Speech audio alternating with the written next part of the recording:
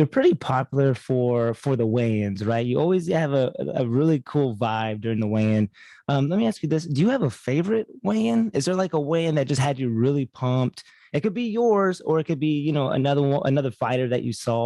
Yeah, so there was one time I weighed in with the blue wig. So it was Goku blue.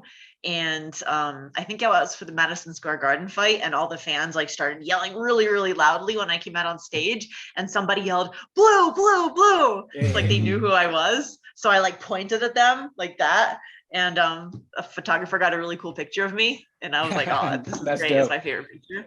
Where do you get the inspiration to do that? And is it like when you get the call and the fight is booked, you're like, okay, you're already thinking of a costume, or is it something that you do like the Yes. night before? I like you exactly as you said, like the day it's booked, I'm like, all right, what am I gonna do for weigh-ins? Because I sometimes have to order the stuff online, Yeah. so I have to search for it and then it takes months to come in. So I always like ASAP, I try to figure out what I'm doing, and then if I have to order the wig, I order it. Do you have to get permission from the organization, or they're always very relaxed and cool about that? No, it's hard. So I can't really tell them what I'm doing because Okay. if it's a known copyright, I'm not going to be allowed. So Okay. every time like a fighter goes and signs in for fight week, like for the, just before the fight, we have to show our mouthpieces to make sure there's no logo on it. We have to show our, if we have a prop, you have to get it approved. The guy at the UFC has to take a picture of it and like send it to his boss, and they have to get it approved. So like I had to bring my hair down and be like, oh, it's just a wig. And he said, why would you like to wear it? And I say like, oh, for my individuality. Like I just say that all the time. Even for the Goku stuff, I'm like, oh yeah, it's a blue wig. Like I just want to be different. Yeah, no big deal. And you got to do it right away. That way they can't stop you. It's weigh-in time. Like, you guys need me here. I love anime. We're talking about Dragon Ball Z.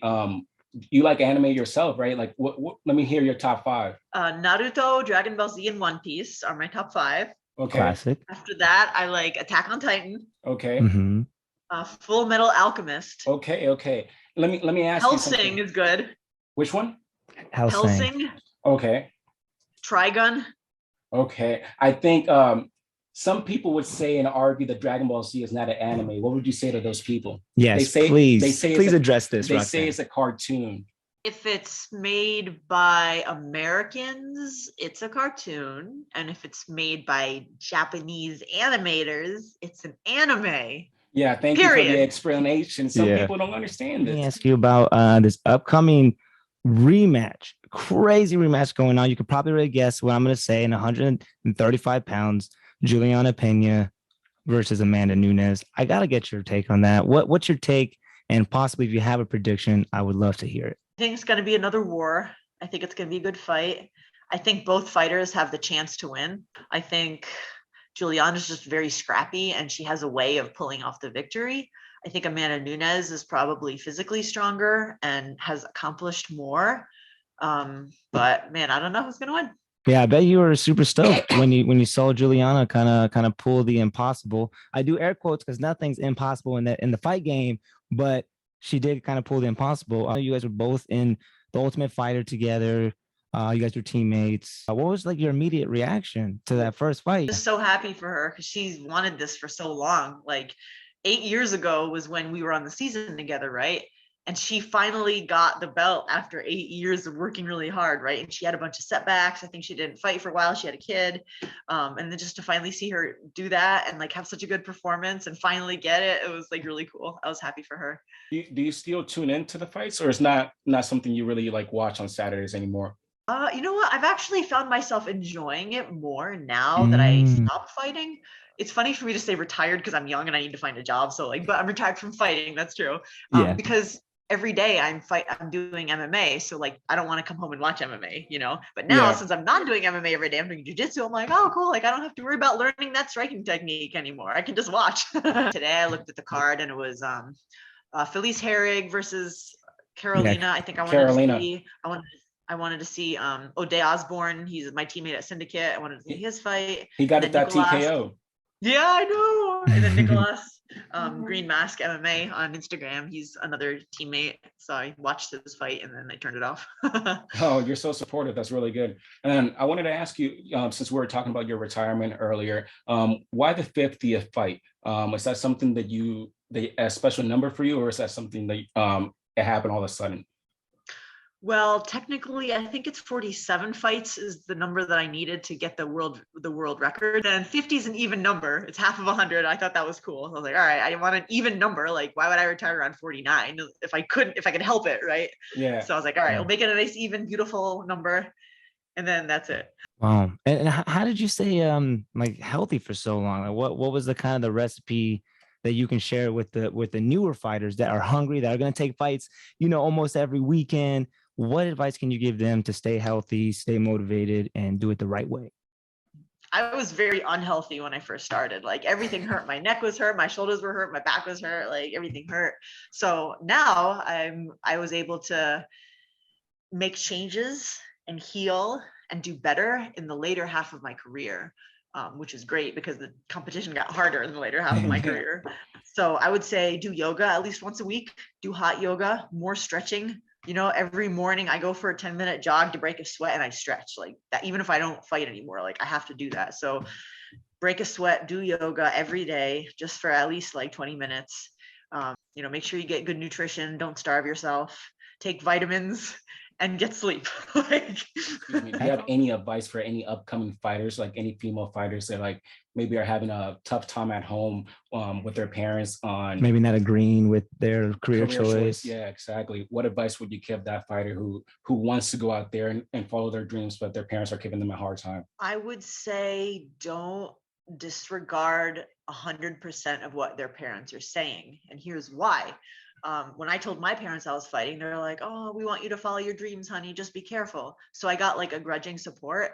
But then my dad would like clip out newspaper magazine articles of like, boxer got CTE and they're suffering. Here you go. So like my dad was like low-key sending me all this information about boxers with head trauma. And it was really annoying to me. But my dad's a really smart guy. He's like a business executive, very intelligent. I'm like, all right, let me he made the effort to send these to me. Let me read it. So I read them and I was like, Dad, I'm not a boxer. And he's like, but still. And then I realized like, well, he kind of does have a point. Like, I'm not a boxer, but I am taking a lot of blows to the head. So maybe I should just be aware and pay attention, so that because I was open-minded, I was able to not just say like, he's whatever, he's just a worried parent, he's whatever. Like, I paid attention. And so I realized like, all right, if I start getting headaches and training, it could lead to worse down the road. And then it could lead to memory loss, and it could lead to cognitive dysfunction. So maybe I better think about this and be aware. So then when I started getting headaches after training, I was like, all right, hold on a second. Maybe I need to be careful. So it really helped me. So I would say parents are older than their children and they do know things. So see what you can learn from the parents and then make your own decision. Perfect. Right. I like that. So basically, be open-minded. Of course, like you said, it is annoying, right, to kind of be badgered with negativity, but at the end of the day, you're right, they are your parents. They do have some sort of knowledge. So yeah, be open-minded to criticism. Yeah, they love you. And a lot of parents are like, oh, what are you going to do? Get an education. What are you going to do after fighting? And, the young people are like, we don't care. We're just going to fight. Well, actually, they have a point. Maybe you should like start building a backup plan. So make contacts, make friends, save your money. Like, maybe ask them, how do you recommend I save my money while, I'm poor and fighting? And maybe, just start thinking about it. Like, don't completely dismiss your parents. That's what I would say. Okay. Well, let me ask you a couple fun ones. All right. Who would win a fight, Goku versus Superman? Both aliens. Oh, you're going to do that to me? I'm going to do that to you. So I like Goku. Okay. Before God mode or after God mode? He'd have to go God mode. Okay. Because he's a god. His power. Because he grows with every battle. Oh, I haven't seen Superman training and getting stronger after every battle. Have you? No, you're right. He stays the same. It's more the work ethic that makes Goku who he is. Yep, there's a plateau for Superman. What an answer. Roxanne, one more fan-like question. What was your first fight? The first fight in that you watched in UFC that got you super excited just to join the roster? What was one that really inspired you? Robbie Lawler versus Aaron Riley in UFC 35. That was my first fight that I saw that inspired me. I was like a college student, right? Or no, I was in high school. I just graduated high school, 2001, I think. And yeah, they fought each other, and it was a brawl. Like they were just going at it and knocking each other silly. And I was like, wow, this is such a battle. They're such warriors. I was like, oh. Roxanne, one last question. I would love to know, what is your favorite fight that you were a part of? I think my last one against Casey, because after all this time, I felt like I was able to break my plateau and improve just a little more one more time. And I really wanted that. It was a really challenging fight camp. And I had different cornermen that I usually have. And I just feel like I performed really, really well. And I threw some techniques that I never was able to throw before. So I felt really accomplished. So after the fight ended, I was like, man, I felt so accomplished, even before I knew whether I won or not. I thought I won, but yeah, and the energy maybe I won at life. Yeah, you sure did. Yeah, and you felt that energy, right? And to go out like that, and it was such a close fight. It was a battle, like you said, a battle with Robbie Lawler. Guess what? You had one as well, and that's you. tie the bow. That's where you tie the bow. I thought of that too. Nice.